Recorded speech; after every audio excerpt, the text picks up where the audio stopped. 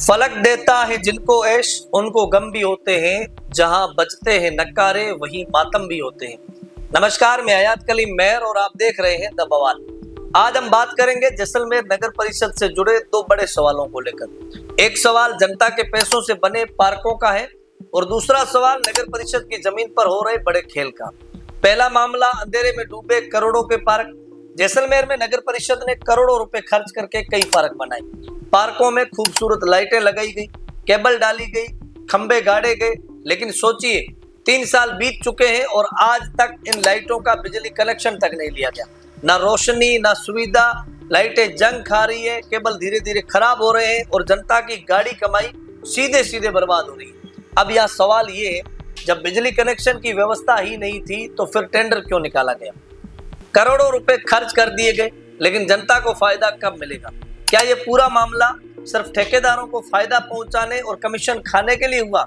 जब तक इन पार्कों में रोशनी नहीं जलेगी ये पार्क अधूरे ही कहलाएंगे। जनता का पैसा जनता के लिए ही नुकसानदायक। अब दूसरा मामला नगर परिषद की जमीन का है। कुछ बुद्धिजीवियों द्वारा फर्जी रजिस्ट्रियां करा दी गई। किसी विशेष समाज द्वारा विरोध करने पर नगर परिषद का बोर्ड लगा दिया गया कि ये भूमि नगर परिषद की है, जबकि कार्यालय नगर परिषद जैसलमेर के क्रमांक भूमि 2013-14/12 दिनांक 9/5/2014 द्वारा एनओसी दे दी गई कि ये जमीन नगर परिषद की नहीं है। फिर नगर परिषद ने ये बोर्ड क्यों लगाया? किसे मूर्ख बनाया जा रहा है? दूसरी बात, 1 फरवरी 1990 को जिला कलेक्टर ने आदेश दिया। 22 फरवरी 1990 को तहसीलदार ने कलेक्टर के आदेश को मानते हुए उस जमीन का म्यूटेशन नगर परिषद के नाम दर्ज कर दिया। यानी कागज पर यह जमीन साफ साफ नगर परिषद की संपत्ति थी, लेकिन सरकारी तंत्र की मिलीभगत से बड़ा खेल हो गया। मजे की बात, सारी रजिस्ट्रियां नगर परिषद के जनप्रतिनिधियों और कर्मचारियों के रिश्तेदारों के नाम। बड़ा गजब ही संयोग। लेकिन बड़ा सवाल ये है, जब नगर परिषद दूसरी अवैध रजिस्ट्रियों के खिलाफ कोर्ट जाती है तो इस केस में चुप क्यों है? 4 दिसंबर 2024 को रजिस्ट्री हो चुकी है, लेकिन नगर परिषद अब तक अदालत क्यों नहीं पहुंची?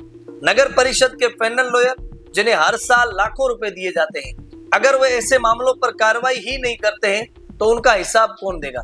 ये सिर्फ लापरवाही नहीं, ये भ्रष्टाचार है, ये मिलीभगत है, ये जनता की संपत्ति को बेचने का बड़ा खेल है।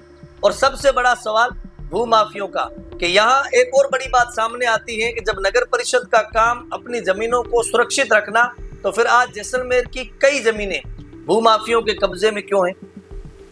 नगर परिषद को पता होने के बावजूद अवैध अतिक्रमण क्यों नहीं हटाए जाते? कागजात से खेलकर जमीनें धीरे धीरे भूमाफियों के नाम चढ़ जाती है। और सबसे चौंकाने वाली बात, नगर परिषद के ही कर्मचारी और प्रतिनिधि अंदर ही अंदर गैर कानूनी तरीके से कागज अपने नाम करा लेते हैं। ये साफ दिखाता है कि ये मामला सिर्फ एक जमीन का नहीं बल्कि एक पूरे सिस्टम का है, जहां भ्रष्टाचार और मिलीभगत मिलकर जनता की संपत्ति को बेच देते हैं। द बवाल का सवाल, आखिर नगर परिषद जनता की जमीन और पैसे की सुरक्षा क्यों नहीं कर पा रही है? क्या नगर परिषद के अंदर ही भूमाफिया बैठ चुके हैं? अगर जनता की कमाई और जमीन दोनों ही असुरक्षित हैं, तो फिर जनता भरोसा किस पर करे? अगले एपिसोड में द बवाल सिर्फ सवाल नहीं उठाएगा, अगले एपिसोड में लाएंगे सबूतों के साथ पूरी पड़ताल। कौन से अधिकारी इसमें है शामिल, किसने फायदा उठाया और कैसे जनता के अधिकारों से धोखा किया गया? तो जुड़े रहिए द बवाल के साथ, जहां सच्चाई किसी दबाव नहीं बल्कि सिर्फ जनता के सामने रखी जाएगी। शुक्रिया।